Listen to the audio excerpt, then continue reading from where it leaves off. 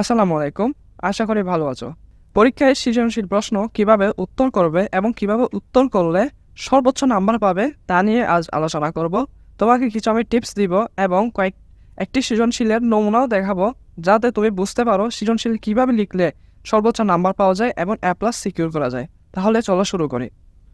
প্রথমে আমি এখানে কিছু সৃজনশীল লেখার টেকনিক্স নিয়ে আলোচনা করেছি। দেখো, টেকনিকটা একটু উদ্ভট, তবে তোমাকে এটি ফলো করতে হবে। প্রথম টেকনিক হলো, তোমার একটা সৃজনশীল যখন দিবে, সৃজনশীলের সাধারণত 4টি প্রশ্ন থাকে। কয়টি প্রশ্ন? 4টি প্রশ্ন। যেমন থাকে ক, খ, গ, ঘ, এবং 4টি প্রশ্ন মিলে তোমার পূর্ণমান হয় কত? 10 নাম্বার। তাহলে তোমাকে এই 4টি প্রশ্নতেই কিন্তু তোমার সর্বোচ্চ ভালোভাবে উত্তর দিতে হবে, যা তোমার এই 10-এ একটি ভালো নাম্বার আসে। আমি এমন অনেক দেখেছি 10-এ 10 হয়ে পেয়েছে, আবার 10-এ 8-9 অ্যাভারেজ পেয়েছে। একটা জিনিস মাথায় রাখিও, এই সৃজনশীলে যদি ভালো নাম্বার না পাও তাহলে কিন্তু A+ পাবে না, এটা কিন্তু শিওর থাকো। তাহলে আমাদের প্রথম যে টেকনিকটা আমি নিয়ে আলোচনা করছি সেটা হলো কতে 1। ক 1 মানে তোমার পরীক্ষায় যে প্রশ্ন থাকবে, তখন ক এর উত্তর করার সময় তুমি ক এর উত্তরটা 1 লাইনে লিখবে। খ 2 লাইন, 2 লাইন নয়, এখানে 2 প্যারা। খ নাম্বার কোয়েশ্চনটি তুমি 2 প্যারায় আনসার করবে, 2 প্যারায় আনসার করবে। গ নাম্বার কোয়েশ্চনটি তুমি 3 প্যারায় আনসার করবে, 1 প্যারা, 2 প্যারা, 3 প্যারায়। এবং ঘ নাম্বার অর্থাৎ চতুর্থ কোয়েশ্চনটি তুমি 4 প্যারায় আনসার করবে। তাহলে আমরা এই ধাপটি মনে রাখবো যে কতে 1, খতে 2, গতে 3, ঘতে 4। এখন একটা জিনিস মাথায় রাখো, এইগুলো কিন্তু অনেক ইম্পর্টেন্ট। তোমাকে এই প্যারাগুলোতে সঠিক ইনফরমেশনটি অ্যাড করতে হবে, এবং সব কিছু যদি ভালো থাকে তাহলে কিন্তু 10 একটি ভালো নাম্বার পেয়ে যাবে। 10-এর 10ও পাওয়া কিন্তু অসম্ভব নয়। এখন সৃজনশীলের ক্ষেত্রে কীভাবে লিখবে তার একটা আমি সৃজনশীল নমুনা আমি অ্যাড করেছি। এর বাদে আমি একটি খাতার ছবি অ্যাড করেছি, আর এটা আমি ফেসবুক থেকে কালেক্ট করেছি, মূলত এটা আমার নিজের নয়। এখন যে লিখেছে কিন্তু খুব সুন্দর করে লিখেছে, এবং এটি আইডিয়াল সৃজনশীল আনসার। এটি নিয়েও আলোচনা করব। তাহলে প্রথমে আমরা সৃজনশীল নিয়ে আলোচনা করি।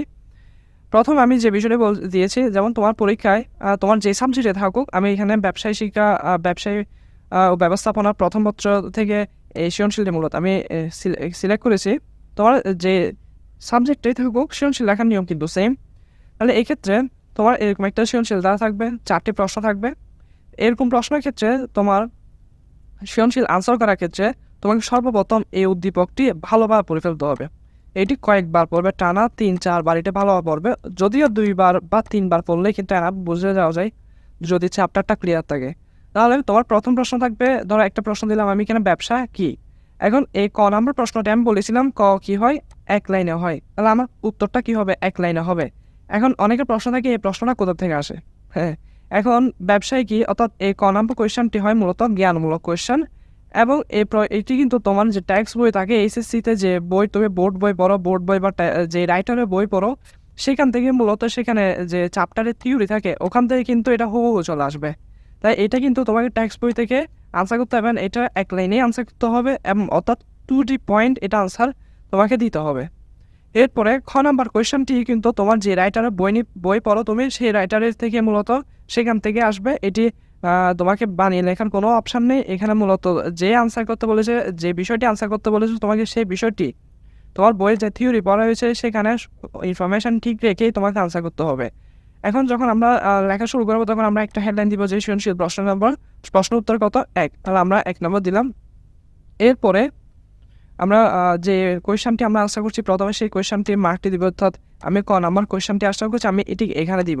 এখানে দিলে বেটার, এখানে দেওয়া যায়, কিন্তু সবচেয়ে ভালো হলো এখানে এভাবে দিয়ে তারপর আনসারটি করা। তাহলে এক্ষেত্রে ব্যবসায়ী কি, এটা কিন্তু তোমার মেন বইতে থেকে যেহেতু এসেছে, তাহলে এইটি তোমার মনে থাকার কথা, এবং তোমাকে এটা মুখস্থে বসাতে হবে, এবং এটি 1 লাইনে লিখে ফেলবে, এবং এখানে 1 লাইন লিখলে তোমার 1 নাম্বার পাবে। ওকে, এরপর খ নাম্বার কোয়েশ্চেন। খ নাম্বার কোয়েশ্চেনে তুমি ক লেখার পরে একটু স্পেস দিবে, হালকা স্পেস। অনেকে কি করি, একবারে লাগিয়ে দিই, যার কারণে কি হয়, টিচার অনেক সময় বুঝতে পারে না যে এটা ক নাকি খ এর আনসার। তো এই ক্ষেত্রে অনেক সময় সে নাম্বারও কমে যায়। তাই একটু স্পেস রাখবে, স্পেস রেখে আমরা খটিকে এবার লিখবো, দিয়ে এবং 2টা এভাবে টান দিব, আন্ডারলাইন করবো 2টা। তারপর এখানে সবচেয়ে ক্রুশাল পয়েন্ট আসে, খ নাম্বারটি তুমি 2 প্যারা লিখবে। আমি বলছিলাম কিন্তু এখানে কিন্তু তোমার পুরো সৃজনশীল টেকনিক সবগুলো আছে। তুমি দেখো, আমি বলছিলাম খ 2 প্যারা লিখবে, তাহলে খ আমরা কয় প্যারা করবো? 2 প্যারা। এটি অনুধাবন, এটিও কিন্তু তোমার বইয়ের মেন বই থেকে আসে। তো এক্ষেত্রে এই ক্ষয়ের আনসার করার ক্ষেত্রে তোমাকে দুইটি প্যারা করতে হবে। প্রথম প্যারায় তুমি টু দি পয়েন্ট আনসার দিবে, অর্থাৎ এখানে জ্ঞানমূলক প্রশ্ন এর প্রশ্ন উত্তর যেভাবে তুমি দিয়েছিলে এখানেও সেভাবে দিবে, এবং এটি দিলে তুমি কিন্তু মূলত এখানে 1 নাম্বার পেয়ে যাবে। কিভাবে? তোমাকে ধর বলেছে বাণিজ্যকে ব্যবসায় বন্টনকারী শাখা বলা হয় কেন। তাহলে এই ক্ষেত্রে আগে কেন বলা হয় এই জিনিসটা তুমি 1 লাইনে লেখার চেষ্টা করবে, 1 লাইনে উত্তর দেওয়ার চেষ্টা করবে, তারপর সেটাকে তুমি দ্বিতীয় প্যারায় এসে কি করবে, বিশ্লেষণ করবে। অনেক সময় এখানে কেন জিজ্ঞাসা করেছে, অনেক সময় কি দিয়ে প্রশ্ন উত্তর দিতে পারো। আবার আমাদের অনেক সময় দেখা যায় যে কেনটা আসলে লিখতে গেলে অনেক লাইন হয়ে যাচ্ছে, যেটা 1 লাইনে আনসার করা সম্ভব নয়। এক্ষেত্রে তুমি একটা কাজ করবে, ধরো তোমাকে যে টপিক থেকে বলেছে, যেমন এখানে বলেছে বাণিজ্যকে ব্যবসায় বন্টনকারী শাখা বলা হয় কেন, তা আমি এখানে বাণিজ্যর একটা সংজ্ঞা দিয়ে দিব। মানে তোমাকে একটা লাইনে জ্ঞানমূলক কিছু তো অ্যাড করতে হবে। সবচেয়ে বেটার হয় যে উত্তরটা তোমাকে দিতে বলেছে সেই উত্তরটা 1 লাইনে দিয়ে দেওয়া এখানে, অর্থাৎ টোটাল সামারি এই পুরা দ্বিতীয় প্যারা যে সামারি তা প্রথম প্যারায় দিয়ে দিবে, আর এখানে 1 লাইন লিখতে হবে। লিখে তুমি একটু স্পেস দিবে, স্পেস দিয়ে তারপর সেকেন্ড প্যারাটাও তুমি শুরু করবে। তাহলে সেকেন্ড প্যারাটা কী হয় তোমার, এটা মেইন রিজন কি তা কিন্তু তুমি 3 বা 4 লাইন অ্যাড করবে, 3 বা 4 লাইন অ্যাড করবে। এবং একটা যখন তুমি একটা সৃজনশীল লিখবে তখন তোমার প্রথম পৃষ্ঠায় এটা যদি একটা সৃজনশীল হয়, তাহলে এখানে প্রথম পৃষ্ঠা কটা তুমি লিখে ফেলবে, খটা এই পৃষ্ঠায় অ্যাড করার চেষ্টা করবে, অন্য পৃষ্ঠায় যাতে না যায়। এবং ক আর খ তাহলে কয় পৃষ্ঠা হবে, ক আর খ 1 পৃষ্ঠায় হতে হবে। 1 পৃষ্ঠার ভিতর তুমি ক এবং খ পুরোটা লিখে ফেলবে। তাহলে ক হচ্ছে একটা লাইনে তুমি সবগুলো লিখে ফেলবে। খ হচ্ছে 2টা লাইনে তুমি 2 ভাগে ভাগ করবে। প্রথম লাইনে আমি পুরো কোয়েশ্চেনটার 1 লাইনে আনসার দিব, এবং দ্বিতীয় প্যারায় যে আনসারটা দিয়েছি তাকে আমি একটু কী করবো, বিশ্লেষণ করব। এতটুকু বুঝে গেলে গ এবং ঘ বোঝাও কিন্তু সহজ হয়ে যাবে। তাহলে এটা যদি তোমার একটা পরীক্ষা খাতা হয়, তুমি 1 লাইনের চেষ্টা করবে 2টার আনসারই দেওয়ার। এরপরে তাহলে এতটুকু করলে তোমার আশা রাখি প্রথমটাতে 1-এ 1 পাওয়া এবং দ্বিতীয়টাতে 2-এ 2 পাওয়া কঠিন কিছু না। আচ্ছা, তাহলে এরপর আসি গতে। যে এখানে এখানে একটা জিনিস তোমাকে বলবে, উপরে যে উদ্দীপকটা দিবে, এখন প্রথম ক এবং খ এর সাথে উদ্দীপকের কোনো সম্পর্ক ছিল না, থাকবেও না। ক এবং খ এর সাথে উদ্দীপকের কোনো সম্পর্ক থাকবে না। উদ্দীপকের যে মেন কাজ তা শুরু হবে গ থেকে, এখান থেকে। গ এবং গ মূলত উদ্দীপককে বেস করেই তোমাকে আনসারটা দিতে হবে। এখন এখানে বলেছে যে মিস্টার জাকিরের গৃহীত কার্যক্রম কোন ধরনের শিল্প। এখন তুমি যখন মেন বইয়ের যে শিল্প চ্যাপ্টারটি রয়েছে, এখানে যে চ্যাপ্টারটি ছিল ব্যবসায় মৌলিক ধারণা, ওই চ্যাপ্টারটি তুমি যদি পড়ে থাকো তাহলে তুমি বুঝে ফেলবে যে এখানে কোন শিল্প। তাহলে তুমি বুঝে ফেললে যে এখানে কোন শিল্প, তাহলে আমি এটা এখন আনসার করতে পারবো। তাহলে এক্ষেত্রে আমি প্রথম বলেছিলাম গ কি হয়, তিন প্যারায় হয়, ঘ 4 প্যারায় হয়। আচ্ছা, তাহলে গ যদি 3 প্যারা হয়, আমি প্রথম আমার মাথায় যে বিষয়টি আসে এটা আনসার করার সময় যে মিস্টার জাকিরের গৃহীত কার্যক্রমটি এই শিল্প, তাহলে আমি গ এর ক্ষেত্রেও সেম খ এর মতো প্রথম 1 লাইনে আনসারটা দিয়ে দিবে। মানে এখানে আবার এখানে যে সাসপেন্স রাখবে তুমি, সাসপেন্স ফিল্মের মতো যে শেষমেশ কী হয় তা বলার জন্য তুমি শেষেই এটা আনসার করবে, তাহলে কিন্তু ভুল হবে। তুমি এখানে সাসপেন্স বা থ্রিলার ফিল্মের মতো এখানে করে কিছু গোপন রাখতে পারবে না, তোমাকে সব কিছু টু দি পয়েন্ট হতে হবে। আমি জানি যে এটা মিস্টার জাকির গৃহীত কার্যক্রম কৃষি শিল্প, এবং আমি এটা এখানে অ্যাড করে দিব। মনে রাখবে এই জিনিসগুলো কিন্তু তোমার সৃজনশীল নাম্বার পাওয়ার ক্ষেত্রে কিন্তু একটা বিরাট প্রভাব ফেলে। তাহলে আমি বললাম যে মিস্টার জাকিরের গৃহীত কার্যক্রম কী হবে, কৃষি শিল্প। তাহলে আমি এই আনসারটি গ এর আনসারটি আমি প্রথম 1 লাইনে তা কী করে দিব, আমি আনসার করে দিলাম। এখন আসে সবচেয়ে ক্রুশাল পার্ট এবং তোমাদের যেখানে সবচেয়ে বেশি সমস্যা থাকে। আমি গতে বলেছিলাম 3 প্যারায় করব, তাহলে 3 প্যারায় আমি 1 প্যারায় প্রথমে আমি জ্ঞানমূলক প্রশ্ন উত্তরটা দিয়ে দিলাম। এরপরে 2 নাম্বার এই জায়গায় কী করবে সেটা বলো। 2 নাম্বার যেটা প্যারা থাকে এখানে কি লিখবে। মনে রাখবে তুমি যে আনসারটি দিয়েছো কৃষি শিল্প, তোমাকে টিচারকে দেখাতে হবে যে আমি শুধু এটা জানি না যে এটার সাথে কৃষি শিল্পের সম্পর্ক রয়েছে, প্লাস আমি এটাও জানি কৃষি শিল্প কী। তাহলে এক্ষেত্রে তুমি দ্বিতীয়বারে মূলত তুমি যে আনসারটি দিয়েছো যে এটা কৃষি শিল্প, তুমি সেই আনসারটাকে কী করবে, ব্যাখ্যা করবে। মানে এখানে কৃষি শিল্প সম্পর্কে তুমি 3-4 লাইন লিখবে বা 5 লাইন লিখবে এই দ্বিতীয় প্যারায়। এখানে কিন্তু উদ্দীপকের কোনো কথা আনবে না, নাহলে কিন্তু ভুল হবে। দ্বিতীয় প্যারায় তুমি শুধু কৃষি শিল্প নিয়ে আলোচনা করবে। শেষ করার পর তৃতীয় প্যারায় এসে যে এটা কৃষি শিল্পের সাথে কেন কানেক্টেড, মিস্টার জাকিরের কার্যক্রম কেন কৃষি শিল্প, সেটা নিয়ে তুমি আবার তোমার যুক্তি দিবে। যুক্তি মানে আবার পয়েন্ট আকারে না দিয়ে জাস্ট এখানে 3-4 লাইন লিখে দিয়ে তা অ্যাড করে দিলেই হয়। এরপর আমরা এখানে লিখতে পারি মিস্টার জাকিরের কার্যক্রম কৃষি শিল্প। এইভাবে লিখলে তোমার সর্বোচ্চ চান্স আছে 3-এর 3 পাওয়ার, এবং এটা আমি নিজেও পেয়েছিলাম। আমার 200 নম্বরের পরীক্ষায় 195 ছিল আলহামদুলিল্লাহ এই সাবজেক্টে। এইচএসসি পরীক্ষা, বোর্ড পরীক্ষার রেজাল্ট বলছি, এটা আমার 195 ছিল। তাই এক্ষেত্রে আমি জানি আসলে কীভাবে লিখলে টিচাররা আসলে পছন্দ করে। তাই আমি এভাবে আসলে কলেজও লিখতাম এবং বোর্ডেও লিখতাম, এবং এই নাম্বার এসেছে 200-195 এই সাবজেক্টে এসেছে। এই যে সৃজনশীল লেখা উপায় শিক্ষা, যেটা তুমি বাংলা বলো বা ব্যবসায়ী শিক্ষা বা আদার যে চ্যাপ্টার থাকছে ওখানেও তুমি অ্যাপ্লাই করবে। তাহলে আমরা গ নাম্বারে মোটামুটি এই বিষয়টা শেষ।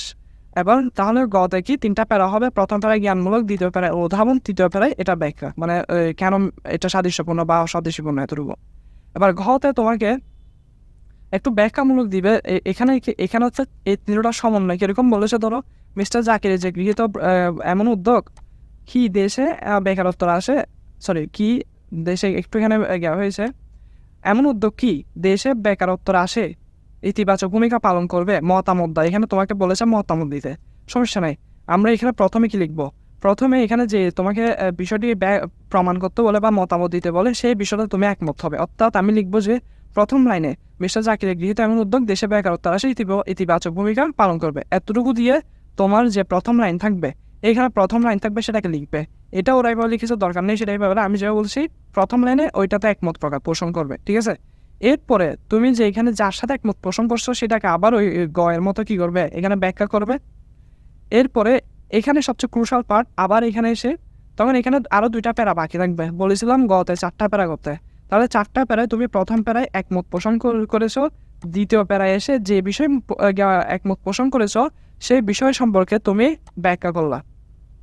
3 নম্বর প্যারায় 3 নম্বর যে প্যারা থাকবে ওখানে তুমি কি করবে, ওখানে তুমি মূলত উদ্দীপকের যে বিষয় থাকে সেই বিষয় নিয়ে আলোচনা করবে। এখানে মিস্টার জাকির ছিল, আমি জাকিরের কী করে শুনি, ওনার যে কাজটা কী সেটা নিয়ে আমি এখানে আলোচনা করলাম। এটা হচ্ছে 3য় প্যারা ছিল।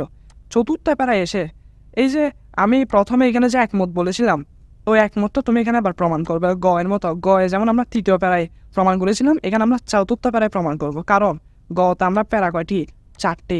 তাহলে এই ক্ষেত্রে এভাবে যদি তুমি করো, এটা আসলে যদি অ্যাভারেজ বলে অ্যাভারেজ তুমি 3 পাবে 4-এ, আর যদি টিচারে যদি বেশি পছন্দ করে তাহলে 4-এ 4 পেয়ে যাবে। তখন তোমার কিন্তু অ্যাভারেজ সৃজনশীলের মার্কস কিন্তু 9 হবে বা 10 হবে, কিসে, আউট অফ 10। এভাবে যদি তুমি করতে থাকো তাহলে তোমার এই সৃজনশীলটি এভাবে লিখবে। এরপরে আশা করি আর কোনো সমস্যা নেই, সমস্যা থাকলে কমেন্ট করে জানিও, এটা সমস্যা নেই। এরপর আরেকটি বিষয়, তোমরা ধরো অনেক সময় অনেকে বলবে যে ভাই এটা খাতায় কীভাবে লিখবো। ঠিক আছে, আমি এটা কয়েকটি ছবি আমি আসলে ফেসবুক থেকে কালেক্ট করেছি, এটা আমি নিজে করিনি। আমি আবার বলছি, যে লিখেছে তাই সে সত্যি প্রশংসাযোগ্য, এভাবে লিখতে হবে। দেখো ও কী করেছে, প্রথমে তোমরা দিবে 1 নং প্রশ্ন উত্তর ক, সমস্যা নেই, দিলাম 1 লাইনে আনসার দিয়ে দিলাম, একটা স্পেস রাখবে। এরপর আমরা খ উত্তর দিব। এই ক্ষেত্রে এখানে প্রথমে একবারে আমি আনসারটা দিলাম, এরপর দিতে পারে এটা কেন তা আমি ব্যাখ্যা করলাম, শেষ। এতটুকুতে ও একটু এখানে করেছে, এখানে কখনো শুরু করবে না, এখানে শুরু করার দরকার নেই। তুমি ওই পেজে এখানে এসে শুরু করবে, এখান থেকে শুরু করবে। তাহলে আমরা প্রথম পেজে মূলত ক এবং খ আমরা লিখে ফেলবো। গটা এখান থেকে শুরু করবো না, এখান থেকে শুরু করবো, এই পেজ থেকে। গটা পুরা পেজ লিখবে, পুরা পেজ লিখে ধরো আমি গ লিখলাম, গ শুরু করলাম এর একটা পেজ থেকে, দ্বিতীয় পেজের অর্ধেক পর্যন্ত যাবে, অথবা শেষ করার দরকার নেই, এতটুকু অর্ধেক গেলে হলো। তাহলে এবার ঘ নাম্বারটা কীরকম হয়, ঘ নাম্বারটা হবে ধরো এইভাবে, আমি গ লিখলাম, গ 1 পেজ গেল, 2 পেজ, এর পিছনে পেজ আর কি, মানে অপর পেজ, তাহলে 1 পেজ গেলো, 1 পেজ গেলো, এখানে এসে প্রমাণ হয়ে গেল। তাহলে এটা হচ্ছে আসল মানে আইডিয়াল একটা ফরম্যাট, এভাবে লিখতে হবে। এবার লিখলে তোমার যেটাই বলো তোমার একটা ভালো নাম্বার আসবে। এই লেখাটা এভাবে লিখতে হবে, তা না আমার লেখা শুনে সুন্দর ছিল না, কিন্তু ওভাবে ফর্মেট আকারে লিখছে, আমার নাম্বার ভালো ছিল। এক্ষেত্রে এই স্টাইল লেখার চেষ্টা করবে প্রথম দিকে। এরপরে এখানে আরগুলো সবও ঠিক ছিল, কিন্তু এখান থেকে শুরু করবে না, শুরু অপর পেজ থেকে করবে। আর কিন্তু এখানে এভাবে 3টা পয়েন্ট করবে, আর ঘরের ক্ষেত্রে 4টা পয়েন্ট করবে, এভাবে 1টা 2টা 3টা 4টা পয়েন্ট করে এখানে একটা এবার দিয়ে দিবে, যা তুমি শেষ করছো খাতা। আর এইভাবে আর কি। আর তোমরা যারা এই লেকচার শিটটি PDF চাচ্ছ, তোমরা একটা কাজ করিও, তোমরা এই পোস্টের কমেন্টে 3 জনকে, তোমার 3 জন বন্ধুকে মেনশন করলে অথবা পোস্টে শেয়ার করে দিলে তোমার ইনবক্স আমি এই পুরো লেকচার শিটটি তোমাকে দিয়ে দিব, যাতে আরও বিষয়টি ক্লিয়ার হয় এবং এই বিষয়টি দেখে যাতে সৃজনশীলের প্রিপারেশন নিতে পারো। তাহলে দেখা হবে ইনশাল্লাহ। তোমরা যদি পেজকে ফলো না করে থাকো ফলো করে দিও, ইনশাল্লাহ আরও কিছু বিষয়ের উপর, তোমাদের সমস্যার উপর ভিডিও আসবে ইনশাল্লাহ। ধন্যবাদ। তাহলে ভালো থেকো, সুস্থ থাকো। আসসালামু আলাইকুম।